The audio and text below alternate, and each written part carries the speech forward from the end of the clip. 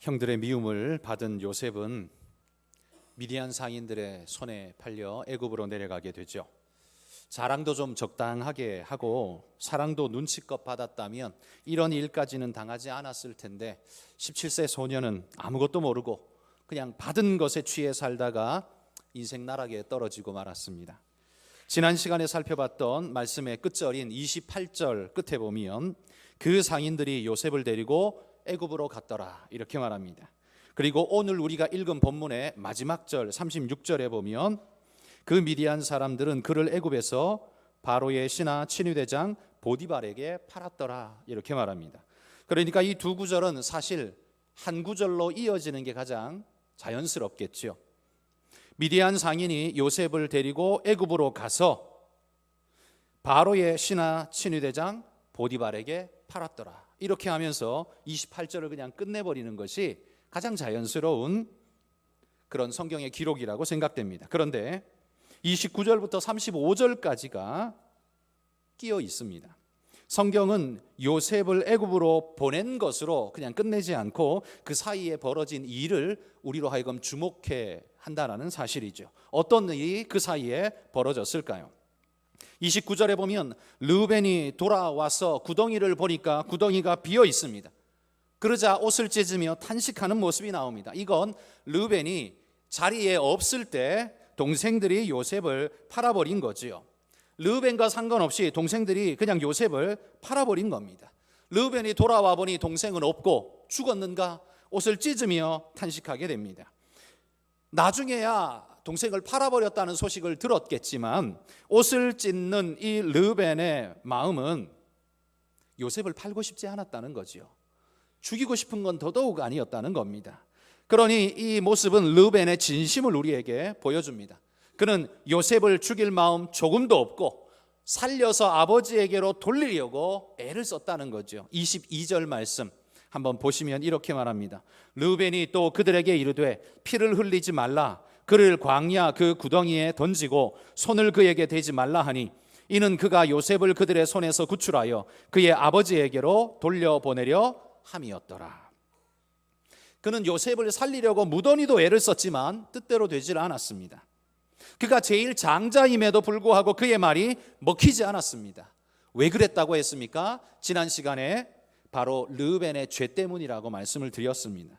르우벤이 그의 서모 빌하와 동침한 일이 있었죠. 그리고 그것이 발각되는 순간 아버지 앞에서도 가족들 모두 앞에서 르우벤은 장자라는 리더십이 완전히 무너져 버리게 된 겁니다. 게다가 여기 들판에 나와 있는 이 형제들 중에는 빌하의 두 아들이 있습니다. 단과 납달리지요. 여러분 그 형제들이 르우벤을 마지 장자 형이라고 인정했을까요? 아마 관계가 굉장히 껄끄러웠을 거라고 생각을 합니다. 그러니 여러분 이 모습을 유심히 살펴보십시오. 죄가 얼마나 사람을 무기력하고 무능력하게 만들어버리는가를 보십시오. 르우벤은 장자의 명분을 확실히 가지고 있었지만 죄가 그 명분을 잃게 만들어버렸습니다. 장자는 장자인데 장자가 아니었습니다. 제일 형님이지만 동생들에게 말이 먹히지 않습니다. 죄는 그의 영향력을 완전히 잃게 만들었죠. 잠깐의 유혹을 이기지 못하자 영원한 가치와 영향력을 상실케 된 것을 보십시오. 죄 때문에 인생 쪽박찬 사람들을 우리는 뉴스를 통해서 자주 접하게 됩니다.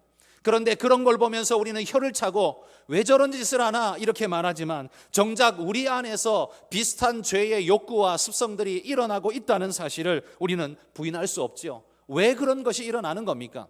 우리 안에 여전히 사탄이 밀어넣는 유혹이 있는 겁니다. 이유는 그렇게 하면 뭔가 내 삶에 편리가 주어질 것 같습니다. 그리고 내 삶이 좀 더 나아질 거라는 기대를 우리에게 주기 때문이지요.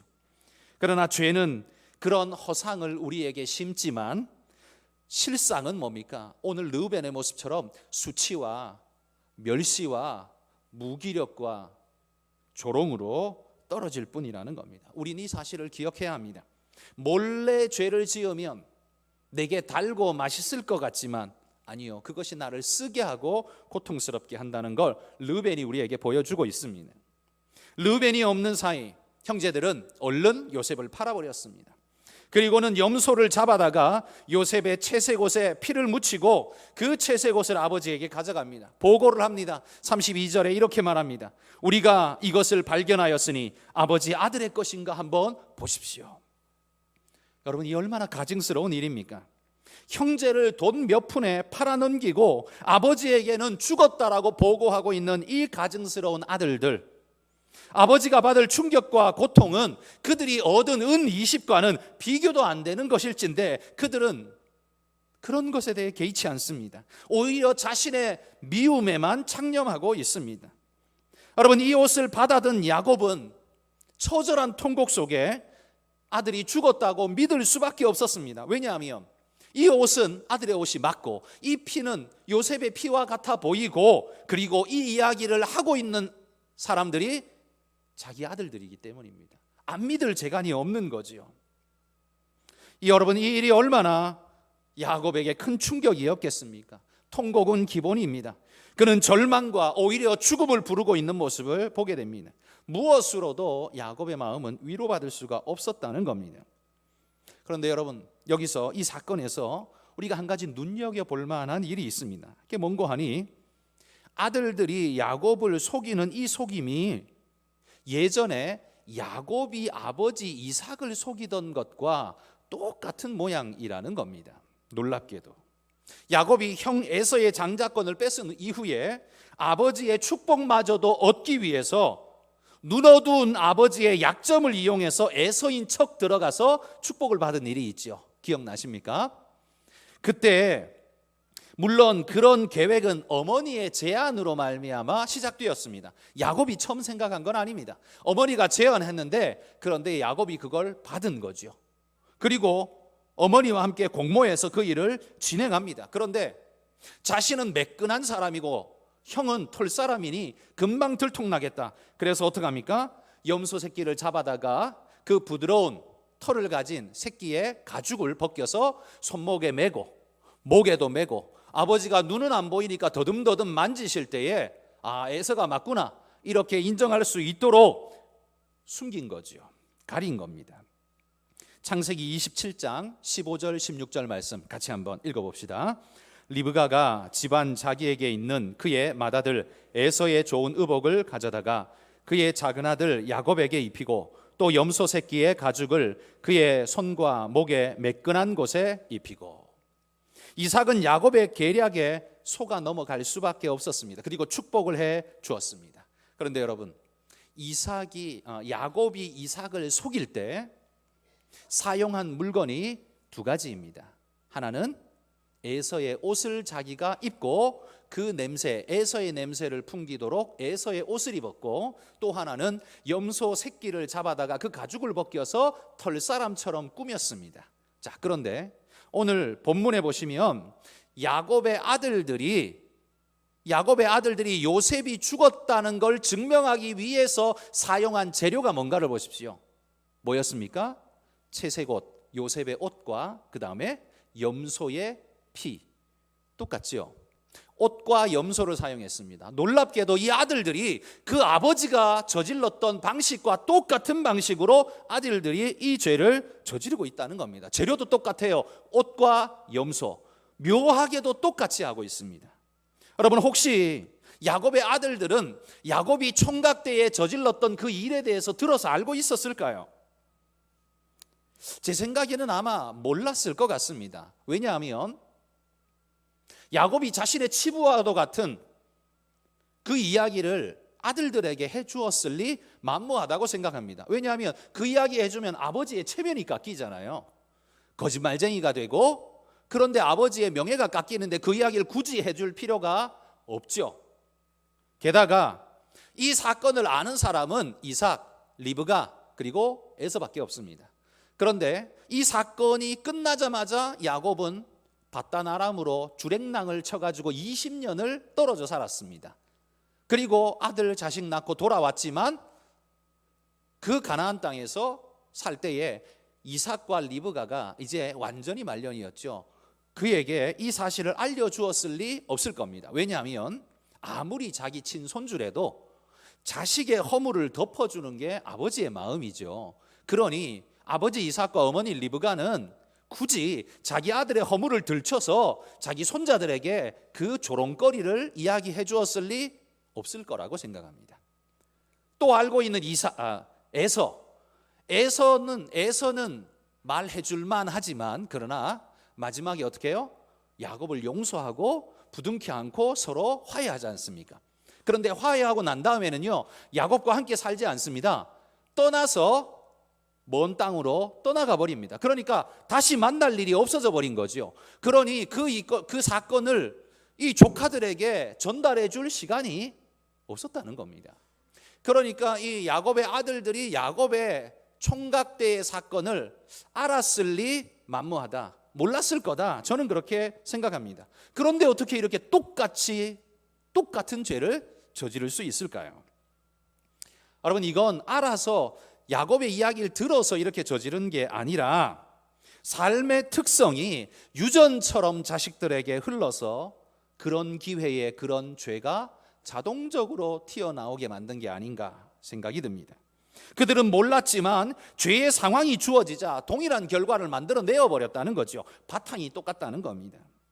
여기서 우리는 이런 생각을 할 수 있습니다. 여러분, 죄라는 건 꼭 누군가가 이렇게 하면 죄야, 이렇게 죄지어, 이런 식으로 하면 안 들켜, 여러분 그렇게 누가 가르쳐 줘야만 죄를 짓는 것 아닙니다. 이거 뭐 누구에게 물어볼 것 없이요, 여러분 자신에게 한번 자신의 삶을 돌아보십시오. 내가 부모님을 속이고 몰래 뭔가를 훔치고 거짓말을 해서 둘러대고 나쁜 짓을 하고 했을 때 누가 가르쳐 줬습니까?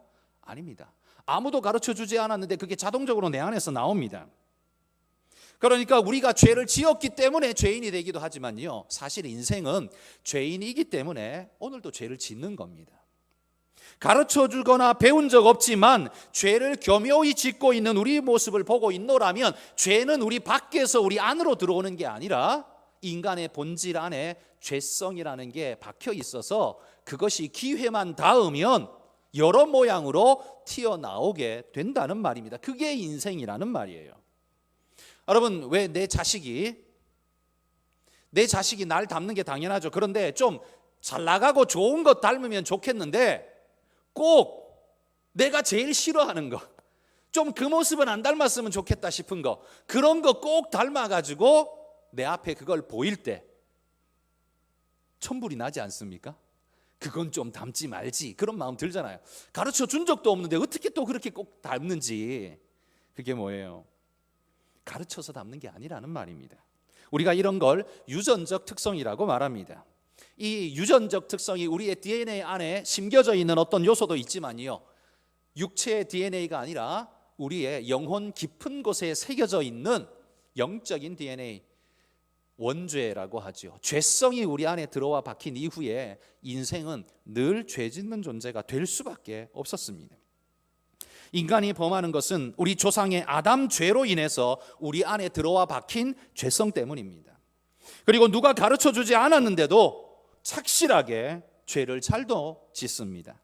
이게 인간이라는 겁니다. 그래서 인간에게는 이 굴레에서 벗어날 방법이 절실히 필요합니다. 그런데 죄 안 짓는 방법이 우리에게 있습니까? 그런 방법이 없습니다. 그건 죽어야만 가능한 일입니다. 그러니 안 지을 수 없는 죄인이 그러면 살 수 있는 방법이 뭔가? 그걸 위해서 오신 분이 예수 그리스도라는 말입니다. 여러분, 죄를 안 짓는 방법을 주님이 우리에게 가르쳐 주신 게 아닙니다. 만약 그랬다면 우리 모두는 실패자이죠. 왜요? 주님이 십자가 지시고 죽으셨는데 예수 믿고 난 다음에도 여전히 내 안에는 죄성이 일어나고 있고 죄를 짓고 있고 거짓의 모습이 내 안에 나타나고 있는 걸 내가 느끼잖아요. 예수 믿고 구원을 얻었는데 왜 이런 일이 내 안에서 계속 일어나는 겁니까? 그러면 예수님의 십자가 구속이 실패작입니까? 예수님이 실수하신 겁니까? 잘못된 겁니까? 예수님의 십자가 대속은 무능력한 겁니까? 아닙니다.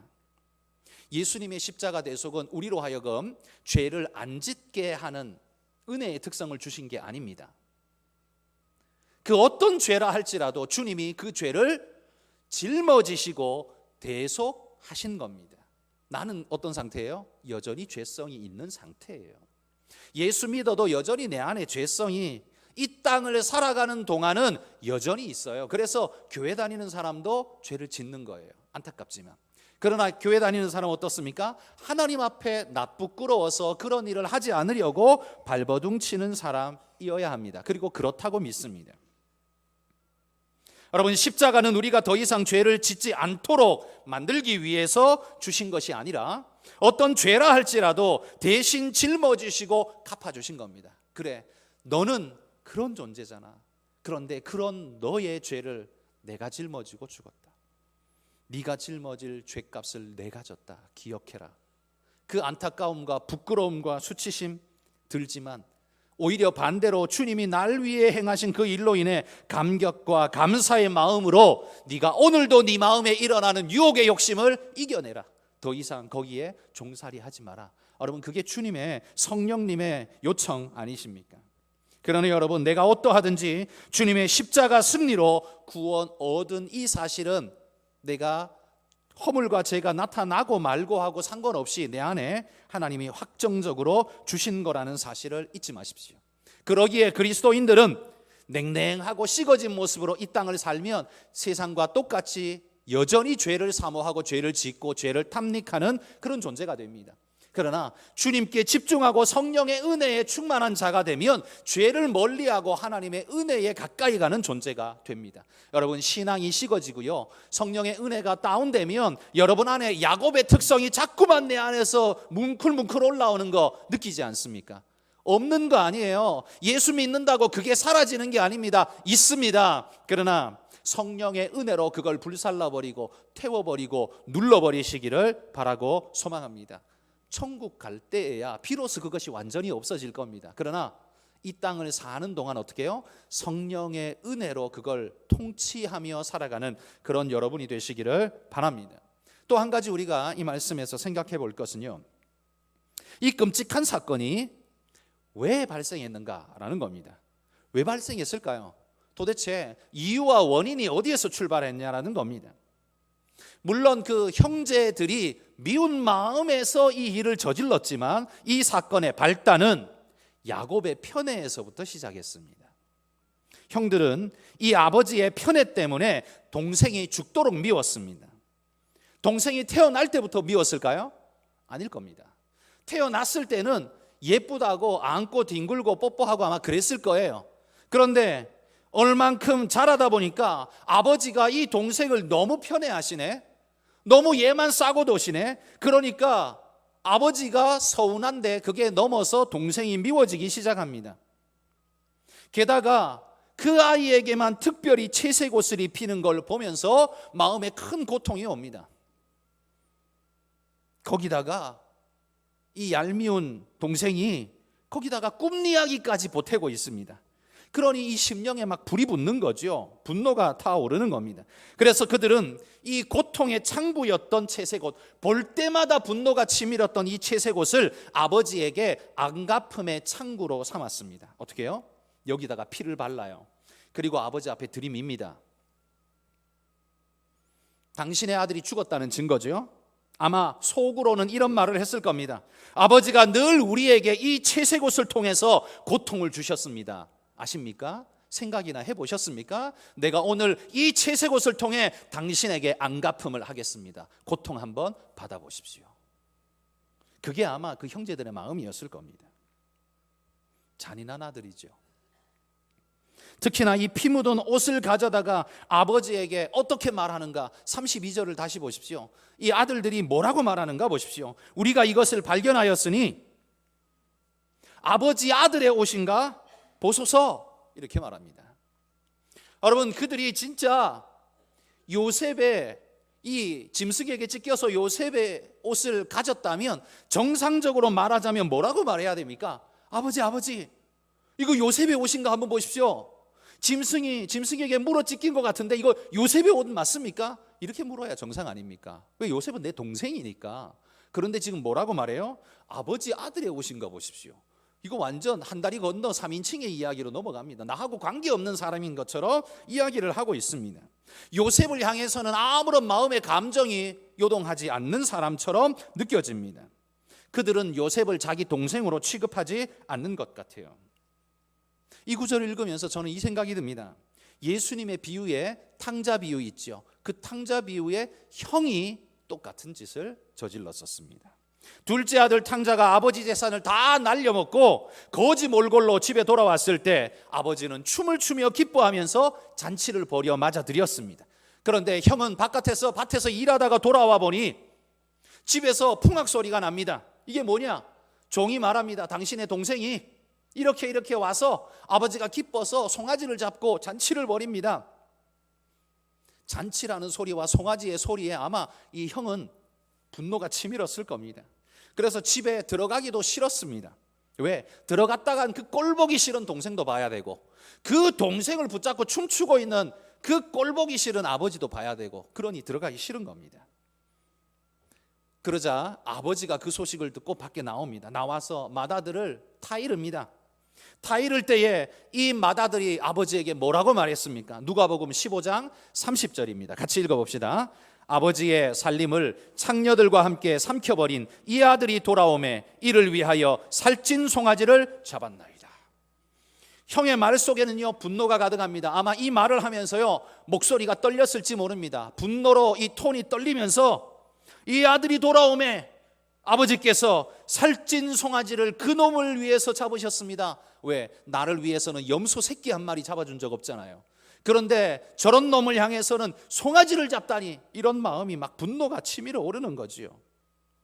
그런 불량한 자식은 당신의 자식일 수는 있을지 몰라도 내 동생일 수는 없습니다. 이게 그의 마음이었습니다. 그래서 그가 말하기를 이 아들이 돌아오매, 삼켜버린 이 아들이 돌아오매, 이렇게 표현합니다.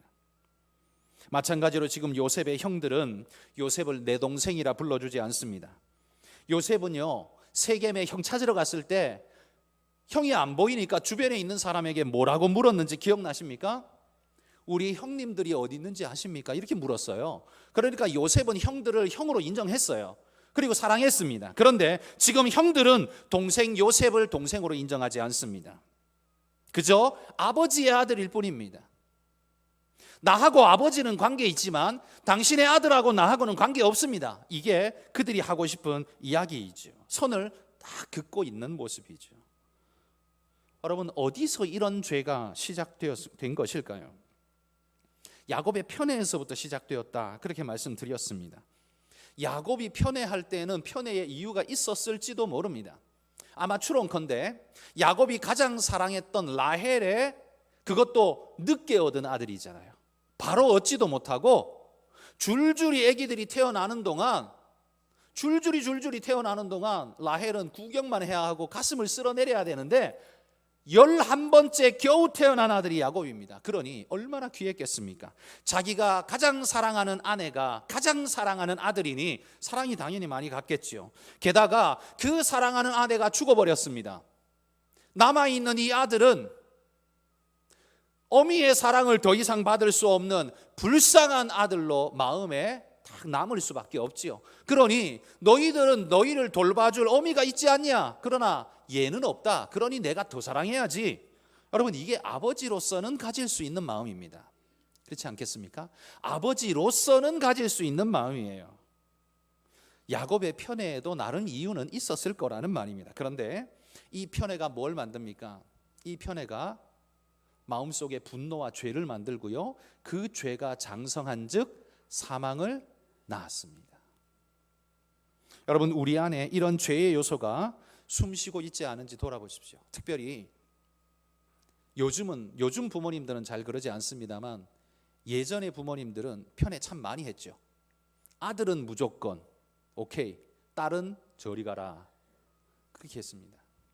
마지는 무조건 받들어주고 동생들은 마지 말에 순종해라. 그래서 늘 남들이 보기에는 늘 편애가 일상처럼 여겨졌었습니다. 그런데 여러분,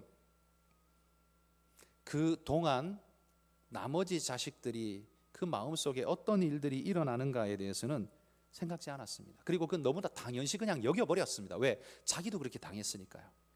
자기도 그렇게 당했기 때문에 그런 일을 저지르는 것에 대해서 전혀 양심의 가책이 없었습니다.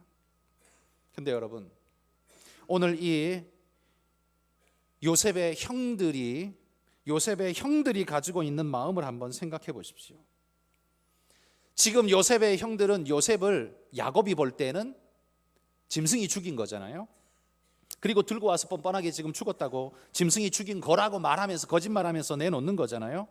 그러면서 아버지를 속이고 아버지를 고통 속에 밀어넣잖아요. 그러면서 그걸 유심히 지켜보는 겁니다.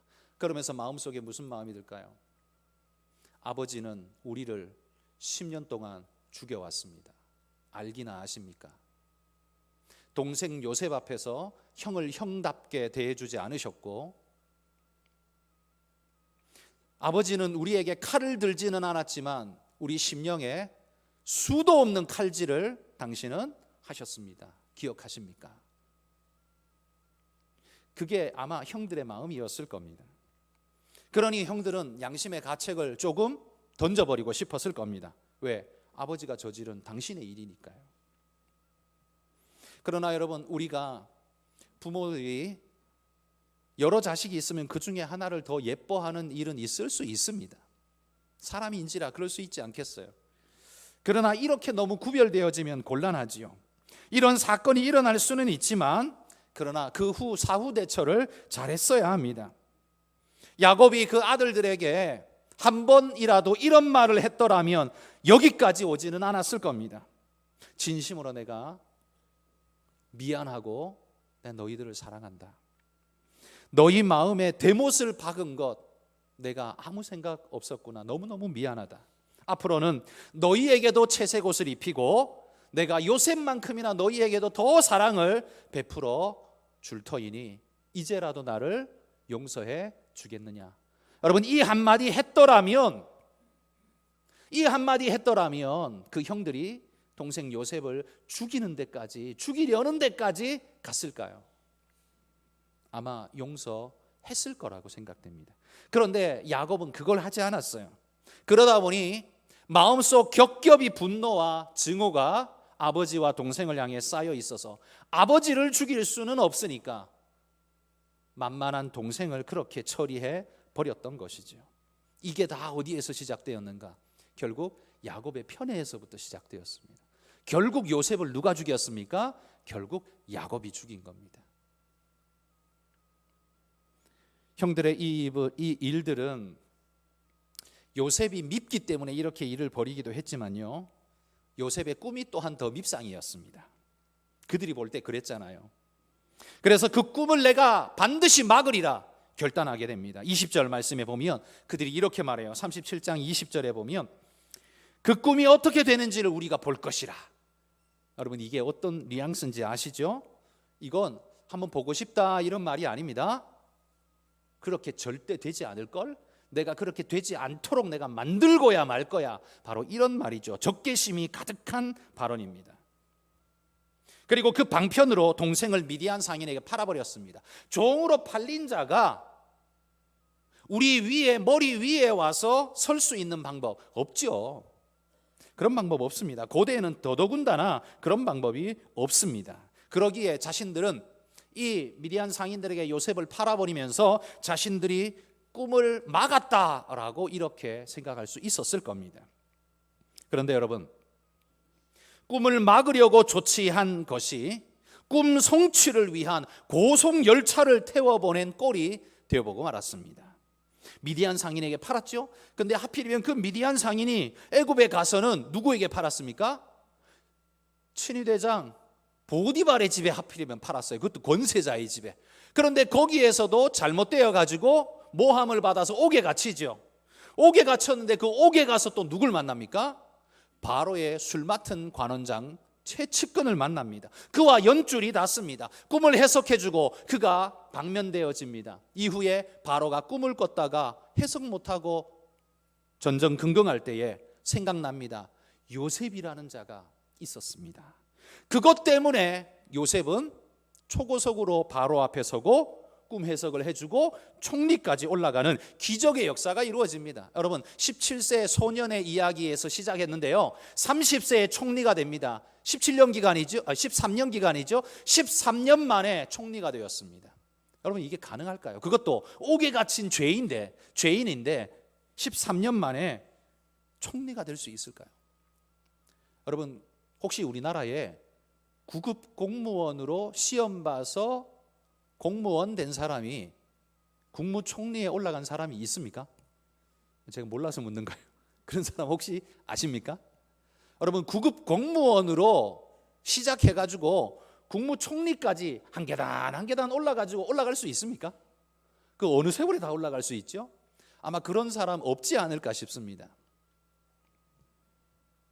그런데 한 나라의 작은 나라의 총리가 아니라 그 당시 대제국 애굽의 총리가 된다는 것, 그것도 외국인으로서 애굽의 총리가 된다는 건 불가능한 일입니다. 이건 절대 불가능한 일이에요. 그러니 여러분 잘 보십시오. 대적들은 하나님의 일을 막으려고 발악을 했습니다. 형들이 그랬죠. 그런데 하나님은 그 악한 자의 계획까지도 이미 아시고 사용하셨다는 사실입니다. 여러분, 이 사실을 믿으시기 바랍니다. 악한 자들이 우리 주변에서요, 교회를 파괴하고 우리의 신앙을 붕괴시키고 교회의 문을 닫아버리고 싶다, 이렇게 말하는 걸 우리는 종종 듣습니다. 그들은 그렇게 정치도 펴고 여러 가지 계략도 꾸밀 수 있을 겁니다. 그래서 우리 마음에는 늘 두려움이 있습니다. 걱정도 될 것입니다. 그러나 여러분, 그 걱정보다 앞서 해야 할 게 뭐냐? 그들의 계획을 하나님이 모르시는 바가 아니라는 사실을 기억하시라는 겁니다. 하나님께서 반드시 그것을 기억하시고 역전의 역사를 일으켜내실 거라는 걸 기억하십시오. 왜냐하면 이 일은 우리 일이 아니라 주님의 일이기 때문입니다. 이건 우리 일이 아니라 주님의 일입니다. 주님의 일에 순종해서 우리가 그분의 일을 감당한다면 하나님은 반드시 그 일을 성취시켜 내시고야 말 것입니다. 잠언서 16장 4절 말씀 한번 같이 읽어봅시다. 여호와께서 온갖 것을 그 쓰임에 적당하게 지으셨나니 악인도 악한 날에 적당하게 하셨느니라. 여러분, 악인도 악한 날에 적당하게 하셨다고 말합니다. 이 말씀을 오해하시면 안 됩니다. 하나님께서 악인을 악하게 창조하셨다는 말이 아닙니다. 악에 사로잡힌 자가 악한 계획을 세운다 할지라도 하나님께서 모르시는 바가 아니며 그 계획 때문에 하나님의 계획이 실패로 돌아가는 일은 결코 없으시다. 그가 악한 계획을 세웠다 할지라도 하나님의 놀라운 계획은 몇 수 위에, 비교도 할 수 없을 만큼 그 위에 역사하고 계시다는 말이죠. 형들이 요셉을 미워하여 팔았지만 이 악한 계획을 하나님이 선한 뜻으로 바꿔버리셨습니다. 물론 그렇다고 해서 형들의 악한 일이 선한 일이 되지는 않습니다. 그들은 악한 짓을 저질렀어요. 그런데 그 악한 일을 하나님은 악한 결과가 아니라 오히려 하나님의 계획의 선한 결과로 만들어 내셨다는 겁니다. 형들은 벼랑 끝에서 요셉을 밀어버렸습니다. 떨어져 죽어라 이거죠. 밀어버렸습니다. 그런데 놀랍게도 하나님은 떨어지는 요셉의 날개를 달아주셨습니다. 그리고는 날아올라서 애굽의 총리가 되는 기적의 역사, 하나님의 역사를 이루어 주셨다는 겁니다. 그러므로 여러분, 우리 삶에 실패 같아 보이는 상황에서도 하나님의 손길은 여전히 역사하고 계시다는 사실을 믿으시기를 소망합니다. 그 시간이 좀 길어서 13년이 걸릴지도 모릅니다. 13년이라는 시간을 우리가 기다려야 할지도 모릅니다. 그러나 그렇다고 해도 하나님은 반드시 그 일을 성취시켜 내고야 말 것입니다. 그러니 여러분, 우리에게 필요한 건 기적을 일으키는 능력이 아닙니다. 기적은 늘 하나님의 몫입니다. 우리는 그 일을 하실 하나님을 믿고 오늘도 그냥 기다리는 겁니다. 사람들이 볼 때 미련하다, 어리석다 이렇게 말할지 모르지만 우리는 하나님을 믿기에 오늘도 하나님의 역사를, 그 때를 기다리며 믿음을 지키고 있는 것입니다. 요셉처럼 신실하게 자리를 끝까지 바르게 지켜가시고 여러분의 행동과 생각과 모든 처신들을 옳고 바르게 거짓되지 않게 여러분 잘 지켜가시면 하나님이 반드시 아름답고 귀한 승리의 선물을 여러분에게 안겨주실 줄 믿습니다. 이 믿음으로 아름다운 생활, 믿음으로 살아가시기를 축복합니다.